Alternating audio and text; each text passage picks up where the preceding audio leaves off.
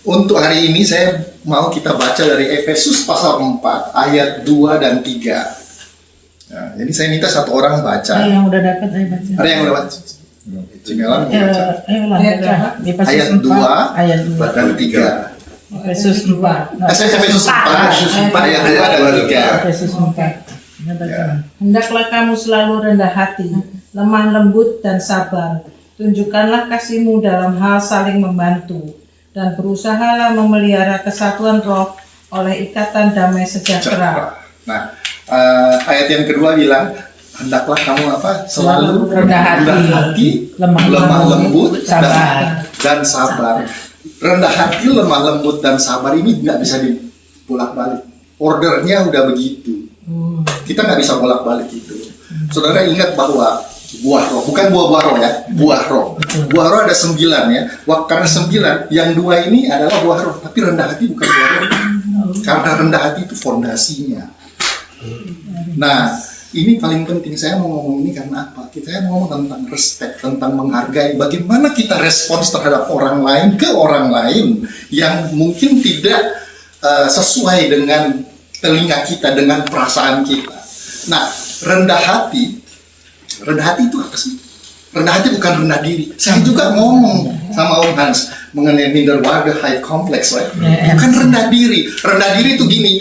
Kalau Pastor Joshua di sini, wah, saya merasa rendah diri. Saya nggak bisa khotbah jadinya. Karena beliau memimpin 30 gereja. Saya merasa rendah diri.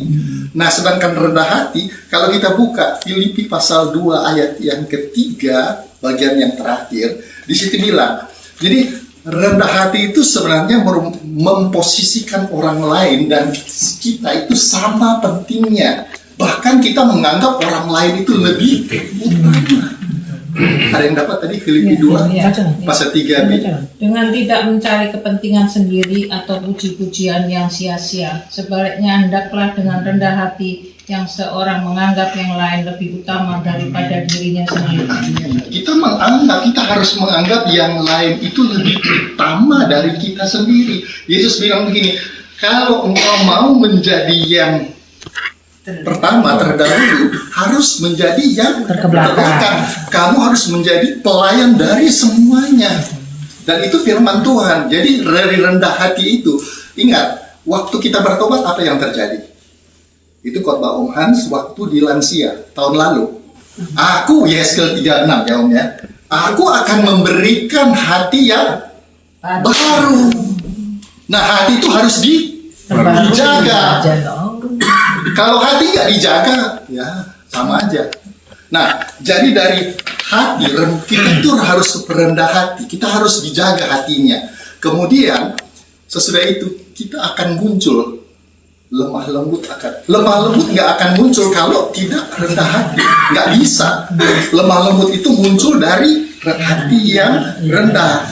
Kita bisa lemah lembut. Nah, lemah lembut itu bukan lemah lembut, bukan lemes ya. Lemah lembut itu gini.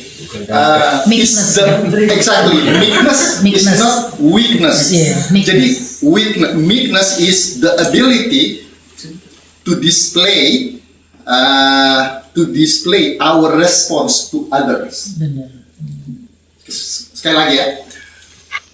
Meekness atau lemah lembut is the ability to display or to show our response to others. Jadi kalau orang kasar ke kita jangan balas kasar karena itu bukan bagian buah roh. Kita harus membalas dengan yang baik, yaitu dengan lemah lembut, dengan kelembutan. Nah, orang yang mempunyai karakter Kristus itu biasanya akan mengikuti firman Tuhan. Nah, saya ingat firman Tuhan berkata begini, do to others what do you want others to do. Kalau kita mau orang lain berbicara atau melakukan apa yang baik bagi kita, kita juga harus melakukan yang terbaik bagi orang lain. Dan itu firman Tuhan. Jadi ini ada urutannya. Nah, yang sabar itu bukan to wait for somebody else. Bapak-bapak di sini yang kalau ibunya belanja, bukan itu maksudnya. Sabar itu gini. to tolerate others. Jadi kita itu bisa menoleransi somebody else. Kita bisa patient untuk somebody else. Jadi kesabaran itu harus dibuild untuk kita. Nah, kenapa saya ngomong tentang rendah hati, saya ngomong tentang lemah lembut, saya ngomong tentang ini. Ini adalah sikap dari jemaat. Sikap jemaat itu untuk menuju pada kesatuan di ayat 3 tadi yang berkata akan terjadi kesatuan. Nah, perselisihan atau tidak menghargai seseorang atau tidak respect kepada orang lain itu sekarang menjadi masalah utama yang menghalang pertumbuhan rohani kita di dalam gereja. Tadi malam saya ngomong tentang tadi malam kita di rumahnya Mercy ya. Saya nggak usah ceritakan persoalannya tadi. Waduh, saya nggak ngomong ICC, saya ngomong BIC. 5 keluarga ribut terus soal yang sepele, tapi soal yang saya tahu bulan lalu itu gini, saya ceritakan karena itu menyangkut saya. Ada petugas worship leader yang pilih lagu, jadi kayak Pak Tunggul ya sudah pilih lagu, ya posting di BIC WhatsApp. Kita punya 2 WhatsApp, yang satu ini jemaat, yang ini pencinta BIC, ya datang kapan-kapan gitu. Terus lagu-lagu ini diambil, kita posting di sebelah. Orangnya marah. Kenapa? Aku capek-capek nyari. Ngerti maksud saya? Aku capek-capek nyari. Nah, itu bukan suatu hal yang very important. You know what I'm saying? Karena gini, mencari-cari masalah. Kita cuma 5 keluarga. Dan saya percaya di semua gereja-gereja, mau gereja bule, gereja Indonesia, pasti ada tidak menghargai satu sama yang lain. Cuma tergantung dari respons kita. Bagaimana kita meresponi orang yang berlaku. Kita harus tetap meresponi secara positif. Kalau enggak, wah, berantem terus. Nah, orang-orang yang begini, orang yang sibuk ya. Sibuk di gereja itu belum, maaf ya, orang yang sibuk di gereja itu belum tentu berdasarkan firman Tuhan. Sebab begini, rutinitas dengan prioritas itu beda.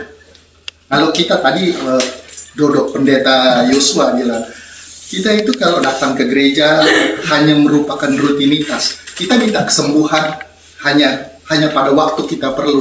Itu namanya jadi rutinitas. Tapi kita harus punya prioritas. Semua itu mata kita harus tertuju ke Tuhan. Jangan dijadikan jadi gini. Tadi mengenai Pondok Daud, sebenarnya Pondok Daud itu merestorasi pujian penyembahan. Nah, kalau Tuhan itu nggak cari orang yang menyembah, kita bisa menyembah, kita bisa nyanyi di gereja, tapi apa? Kita asal pikiran kita melayang kemana-mana. Yang Tuhan cari itu penyembah. Bukan cari orang yang menyembah. Kita nyanyi tadi, tapi Tuhan mau hati kita. Tuhan mencari penyembah. Nah, orang-orang yang di gereja sibuk itu melakukan pekerjaan Tuhan. Ada bedanya melakukan pekerjaan Tuhan dengan melayani pekerjaan Tuhan dan melayani Tuhan. Itu beda. Melayani pekerjaan Tuhan adalah apa? Selalu ingin pengakuan. Saya mau melayani pekerjaan Tuhan supaya Pastor Joy ya, supaya saya diakui. Orang tahu. Board tahu, elders tahu, saya yang kerja. Itu. Padahal dia lupa. Mau gembala, mau pastor, senior pastor, mau gembala pembina, mau gembala sidang, mau gembala kambing, semua itu statusnya sama. Murid saya ngobrol sama aku sore jam tadi malam. Sama. Tuhan kasih kita talenta yang berbeda. Talenta yang 5, talenta yang 2, mungkin yang 3, yang 4, mungkin yang 1. Tuhan. Tapi status kita sama. Gurunya cuma satu. Hanya Yesus sendiri gurunya. Kita lupa. Kalau mau cari pengakuan ke siapa? Ke Tuhan. Betul. Diem aja. Pendeta nggak perlu tahu, board nggak perlu tahu, elder nggak perlu tahu. Kita lihat Tuhan ngakui, Tuhan melihat kita. Bagaimana kita? Ya, gitu. Nah, ada hal lagi yang saya mau bilang sebelum masuk yang terakhir. Begini, orang tuh selalu kalau tahu Yesus dari agama itu nggak ada gunanya. Tapi tahu Yesus dari pengurapan. Tadi kita bicara tentang pengurapan. Kalau tahu Yesus dari agama tuh begini. Yesus lahir, gembala-gembala di padang. Ya, kemudian Yesus membuat mujizat di Kana. Kemudian Yesus disalibkan, Yesus bangkit. Itu tahu Yesus dari mana? Dari histori. Nah, orang yang tahu Yesus dari agama itu begini, menceritakan pengalaman-pengalaman dari orang-orang yang mengalami pengalaman-pengalaman itu kepada orang lain tentang pengalaman-pengalaman itu. Saya cerita, dulu kalau Musa itu membelah air, saudara bayangkan itu, firman bahwa Tuhan membuat mujizat kepada orang Israel. Kowe gimana? Di dalam sel group, makanya selalu ada kesaksian. Ya, kita jangan bilang, kesaksian kayak gitu aja kok jadi kesaksian. Kowe mana? Kesaksian kita mana? Kalau kita selalu mengenai Musa, apa-apa Yosef, apa-apa David, ya kan? Nah, kita harus tahu Yesus itu dari pengalaman, dari pengurapan. Kita mengalami Yesus. Waktu kita mengalami Yesus luar biasa. Kita akan diubahkan, hati kita diubahkan, hati kita menjadi rendah. Nah, kita harus jaga loh hati. Bukan berarti Tuhan, aku akan memberikan hati yang baru dan roh yang baru. Tapi kita harus jaga. Tuhan mau bagian kita, Tuhan sudah melakukan bagian dia. Nah, yang terakhir, Cimalan tolong ya ayat ketiga, Efesus 4. Efesus 4 ayat 3. Efesus 4 ayat 3. Ya. Dan berusahalah memelihara kesatuan roh oleh ikatan damai sejahtera. Dan berusahalah memelihara kesatuan roh oleh ikatan damai. Pertama, kesatuan roh apa? Kalau saudara baca terus ya, satu iman, satu pengharapan, satu Tuhan, satu baptisan, satu dan semuanya. Artinya begini, ada beda antara unity dengan uniformity. Kita sebagai jemaat Tuhan, yaitu harus memiliki kesatuan. Unity bukan uniformity. Kalau uniformity, Pak bilang ini, ya, Pastor Jo bilang ini, ya, jadi semua satu. Kita harus seia, sekata, seperasaan, mengasihi satu sama yang lain. Artinya ini, seia sekata apa? Yesus itu Tuhan. Seperasaan gimana? Ya kita tahu, kita harus menghargai orang itu, kita harus respect orang itu, kita harus respon yang baik tentang orang itu, dan seterusnya, dan seterusnya.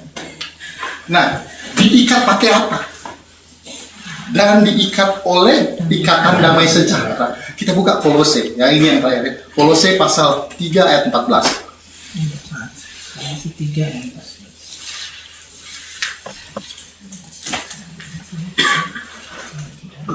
Ayat 14. 14. Dan di atas semuanya itu, kenakanlah kasih sebagai pengikat dan mempersatukan. Sekali lagi, dan di atas segalanya itu, kenakanlah kasih sebagai pengikat. Diikat dengan kasih. Tunjukkanlah kasihmu. Dia bilang tadi 1, 2, 3, rendah hati, lemah lembut, dan panjang sabar. Tunjukkanlah kasihmu. Tapi kamu harus diikat, yang menghasilkan damai sejahtera. Diikat pakai apa? Diikat pakai kasih.